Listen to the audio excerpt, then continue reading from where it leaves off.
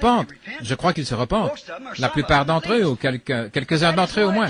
Mais ce n'est pas ce qu'il faut. On en a la preuve là. Ainsi, la charpente de l'ancien monde n'a pas été détruite par l'eau. Le monde a seulement été lavé. C'est comme ça qu'il a eu son baptême. Il a été baptisé.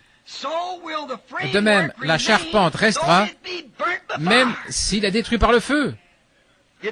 Celui-ci ne détruit pas la terre, oui.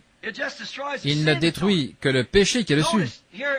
Remarquez ici, certains d'entre vous, les spécialistes de la Bible, en particulier Dr. Dale, dans Pierre au chapitre 2 de Pierre, là au chapitre 3 plutôt, il utilise le mot monde comme le mot grec cosmos, ce qui signifie l'ordre du monde. La terre passera. Les éléments embrasés se fondront, voyez. Ça ne veut pas dire que la terre, la planète passera. Mais le monde, cosmos, la politique, les pécheurs, les systèmes, le péché, la maladie, les germes, tout ce qui est faux passera. Tout ce qui, une fois que Dieu a ébranlé les cieux, mais cette fois il a dit qu'il ébranlerait la terre, les cieux et la terre. Il ébranlera la terre, mais cette fois-ci il ébranlera les cieux. Oui. Car nous recevons un royaume inébranlable, un royaume éternel. Regardez bien comment il l'aborde. Remarquez ici, Pierre a dit, et embrasés se dissoudront, et les œuvres qu'elles renferment seront consumées. Pas la planète, les œuvres qu'elle renferme, les œuvres des hommes. Tous leurs politiciens avec leurs machinations et toutes leurs dénominations et leurs machinations humaines, tout ça partira lorsque ça brûlera. Et les cieux passeront avec fracas. Avez-vous remarqué là? Les cieux passeront avec fracas. La terre entière sera en feu. Et ça enflammera les gaz qui sont dans la terre et ça les fera exploser. La Bible dit, Pierre a dit, et les cieux passeront et la terre avec fracas. Elle sera secouée par une de ces explosions, oh là là, puisque ça doit tuer toutes les maladies, tous les chardons, toutes les épines. Tout ce qui doit être fait, le feu le consumera. Et souvenez-vous, ce n'est pas simplement un feu littéral, c'est aussi un saint feu qui enlèvera Satan et tous les siens, tous les démons. Les deux, le ciel et la terre, amen, passeront. Ça tuera tous les germes, tous les insectes, toute vie naturelle sur elle et autour. Même le H2O, l'eau, explosera. Pensez-y. Parlez-moi d'un fracas. Vous pensez que ce petit peu de bruit ici à Tucson, c'était quelque chose quand il a ouvert les ciseaux et ce qui avait secoué toute la région et qui en avait fait parler. Attendez que cette terre reçoive son baptême. Vous savez, quand un homme reçoit le baptême de feu, il y a beaucoup de bruit là autour. Ils pensent que c'est une honte d'entendre les gens hurler et crier comme « Attendez que cette terre reçoive son baptême ». Oui. Ça la fera exploser, l'H2O, l'eau, car la Bible dit dans Apocalypse 21, et la mer n'était plus. Ça la fera exploser. Ceci changera toute la surface de la terre. Elle va éclater et voler en morceaux. Tout l'extérieur, la croûte et des centaines de pieds en dessous, ce sera complètement démoli. Les atmosphères, les gaz qui sont dans la Terre maintenant, où ils trouvent ces missiles qui ne peuvent pas traverser ça dans cette grande sphère là-haut, très haut, dans un genre de sphère où il y a toutes sortes de gaz qu'ils disent, et ça va exploser. La sainte colère de Dieu s'abattra dessus, et il la purifiera. Elle changera la surface au complet. Maintenant, beaucoup d'entre vous qui voulaient noter ceci, le mot grec « passer », ça vient du mot. J'ai dû aller le trouver, je pensais comment ce monde va passer, et pourtant on va vivre dessus. Mais si vous remarquez, certains qui veulent le noter, je vais les appeler. P-A-R-E-R-E-C-H-O-M-I-A. Je ne sais pas comment ça se prononce. Par ce moyen-là, et comme je disais, l'inspiration vient pour quelque chose, alors je vais chercher le mot. Et maintenant là, je ne sais pas appeler le mot, je ne sais pas le prononcer. Mais malgré ça, le Seigneur m'a quand même donné un moyen. Je vais chercher ce que le mot signifie. Voyez, alors je l'ai. Alors je l'ai à nouveau. Oui. Les cieux et la terre passeront. Maintenant, ce mot veut dire passer d'une forme à une autre. Ça ne veut pas dire anéantissement. Comme le mot anglais, passer, ça veut dire être anéanti. Mais le mot hébreu, le mot grec ici, ne veut pas dire passer, mais de passer d'une chose à une autre. De passer d'une condition, d'un état à un autre.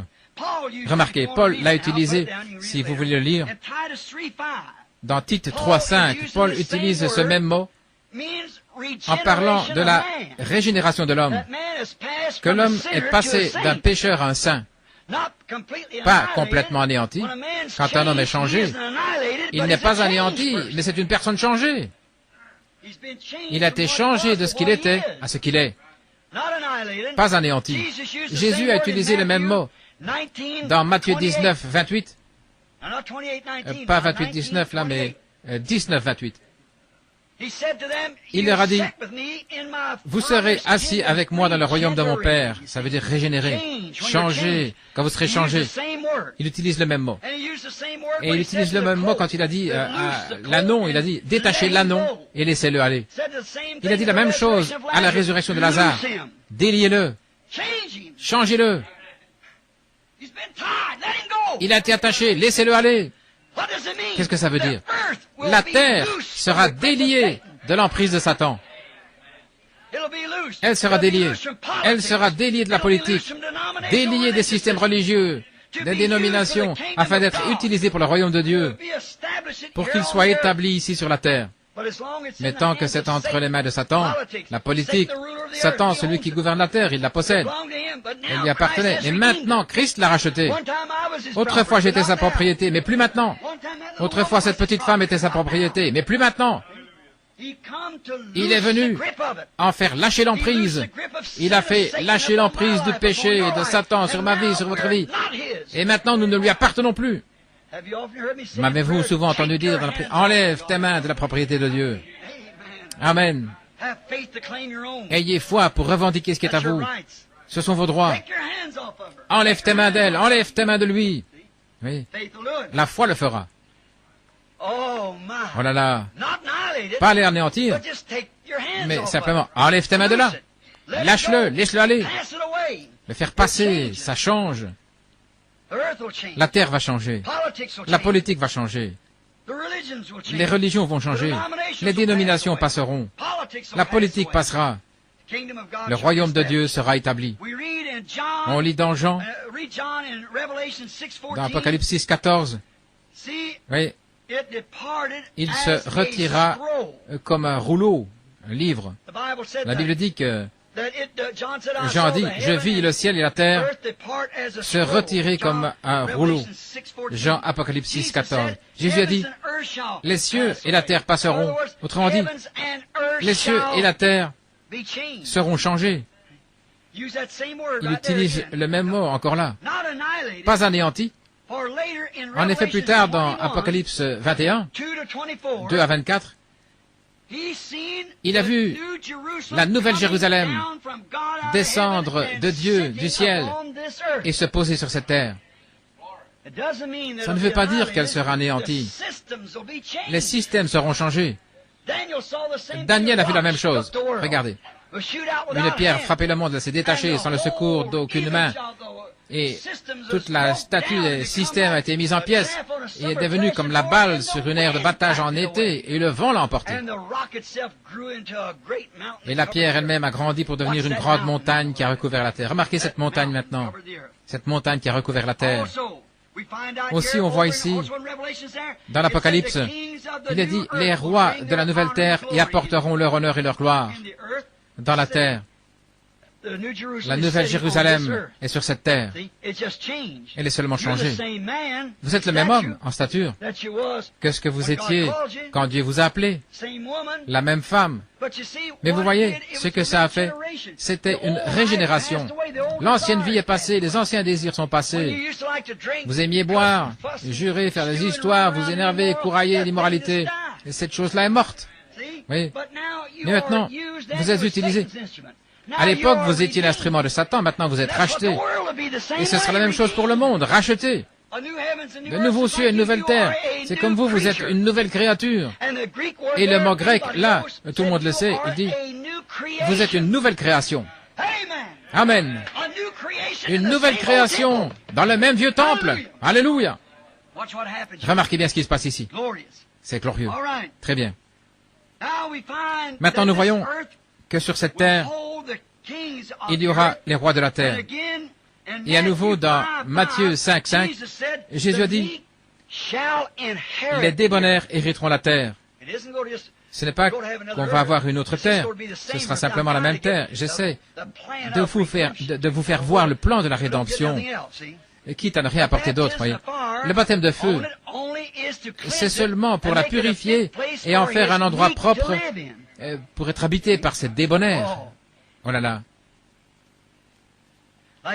Comme il nous a fait à nous sa création pour pouvoir y vivre, avant de pouvoir y entrer, il a dû nous donner le baptême de feu. Alors le Saint-Esprit entre en nous pour y vivre, le baptême de feu. Alors quand vous recevez ce baptême de feu, alors le Saint-Esprit peut entrer. Qu'est-ce que c'est? Il brûle tout ce qui est contraire à la parole pour l'enlever de vous. Il ne croira rien d'autre que la parole, parce qu'il est la parole. Voyez? Maintenant, c'est de ça qu'on parlait l'autre jour, la preuve du Saint-Esprit. La preuve du Saint-Esprit, quand vous avez le Saint-Esprit, c'est quand vous pouvez recevoir la parole. Pas un système, mais avoir une compréhension claire. Comment savoir que la parole est claire? On la comprend. Regardez-la se confirmer. Dites, je vois ceci, cela. Les mauvaises herbes vivent de la même manière. Mais ce doit être la parole entière. Pour être l'épouse, vous devez être une partie de lui et il est la parole. Et quelle partie de lui? La parole qui est promise pour aujourd'hui, quand il appelle son épouse. Être une partie de ça. Saisissez. Maintenant, ne perdez pas ça. Remarquez. Et il en fait un endroit propre à y vivre pour l'éternité. Ceci, ce règne du millénium, les 1000 ans, ce n'est pas la nouvelle terre. Le règne du millénium, c'est un règne différent. C'est là où nous allons, le millénium, mais ce n'est pas la nouvelle terre et le nouveau ciel. Non, c'est simplement un endroit de repos. Il y a une période de repos, pas du tout les nouveaux ciels et la nouvelle terre. Dans le millénium, on a des choses qui ne pourraient pas aller là-dedans. C'est un type de l'ancien 7e jour de l'Éden. Le 7e jour, après avoir fait le monde, le 7e jour, il s'est reposé en Éden, le millénium. Et maintenant, le monde a presque 6000 ans. Et tous les 2000 ans, il a eu une destruction, voyez. Premier 2000, le déluge est arrivé. Et il l'a baptisé avec quoi? De l'eau. Les 2000 d'après, Jésus est venu, le sanctifié, le revendiqué, il a fait couler son sang dessus, il se l'est approprié. Il a dit, je reviendrai. Maintenant, comme roi avec sa reine. Et le deuxième 2000 ans, qu'est-ce qu'il fait? Il vient donner sa période de repos, et alors il la brûle et la revendique pour les siens. Il remet les siens dessus. Et remarquez, pas le monde parfait, ce millénium. C'est un type du 7e jour. Ensuite vient le jugement du trône blanc. Voyez, on a encore le jugement. Pendant le millénium, on est encore là, dans le temps. C'est un jour, 1000 ans. C'est un élément de temps. Ne confondez pas ça maintenant avec la nouvelle terre, parce que c'est pas ça. Vous allez peut-être me dire ceci. Quelqu'un pourrait me dire, Frère Branham, qu'est-ce que vous allez faire maintenant? Vous avez épuisé vos 7 au complet. Qu'est-ce que vous allez faire maintenant? Maintenant, vous êtes un tenant des dispensations. C'est vrai. Je crois que Dieu en est un. Remarquez. Vous avez épuisé les types de dispensations. Car si vous voulez mettre quelque chose après ce 7e jour, comment est-ce que vous allez le faire? Où allez-vous maintenant? Très bien. Je vais attirer votre attention sur quelque chose. Maintenant, je n'ai pas épuisé les dispensations. J'ai un autre passage ici. Et souvenez-vous, tout doit s'accomplir. Chaque parcelle. Je dis, Frère Branham, vous essayez de mettre quelque chose là, très loin, au-delà de ce 7e jour. Ce sabbat du 7e jour. Comme Dieu a fait la terre, il a travaillé 6 jours, et qu'il s'est reposé le 7e, c'était seulement un type du temps. Le temps. Mais je viens de dire ici que nous devenons éternels. Alors, où est votre type maintenant? Vous dites que vous êtes un typologue. Vous avez épuisé tous les types maintenant. Oh non, certainement pas. Voyons. Allons dans Lévitique, chapitre 23 du Lévitique. Maintenant, je veux que vous remarquiez dans Lévitique, là on était dimanche passé, c'est ce qui m'a donné l'idée ici, chapitre 23 de Lévitique, au verset 26. Maintenant, souvenez-vous, il y a 7 jours de fête. La fête des trompettes, la fête des tabernacles, la fête de la gerbe agitée. Il y a ces 7 grands jours de fête qui étaient seulement un type des 7 âges de l'Église. Et vous vous rappelez combien il y avait de sabbats entre chacune d'elles? Voyez, 7 sabbats entre la Pentecôte et les trompettes, c'est-à-dire 7 âges de l'Église. Et il y avait 7 jours de fête qui représentaient 7 âges de l'Église. Continuez à suivre vos noms. Vous dites, Frère Branham, il n'y en a plus. Vous avez vos 7. Très bien. Prenons la dernière fête, qui est la fête des tabernacles. Remarquez ici, au verset 36, « Pendant 7 jours, vous offrirez à l'Éternel des sacrifices consumés par le feu. Le 8e jour,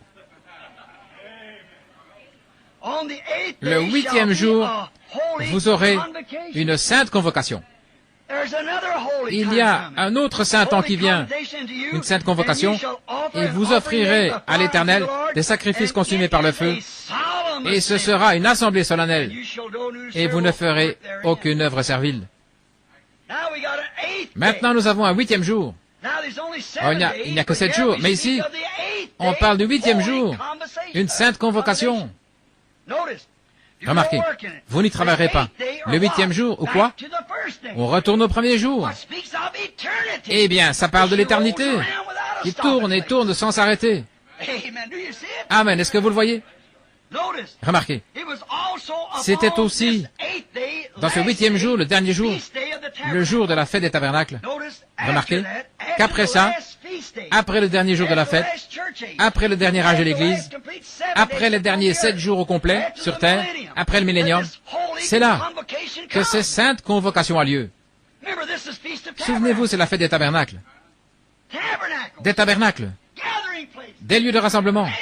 Amen. Comme dans le millénium, la Bible dit, ils bâtiront des maisons, ils les habiteront. Mais sur la nouvelle terre, il est déjà allé nous préparer la place. Elle est construite, nous n'avons rien à voir avec la construction. Amen. Éternel. Oh, j'aime vraiment ce mot-là. Oh là là.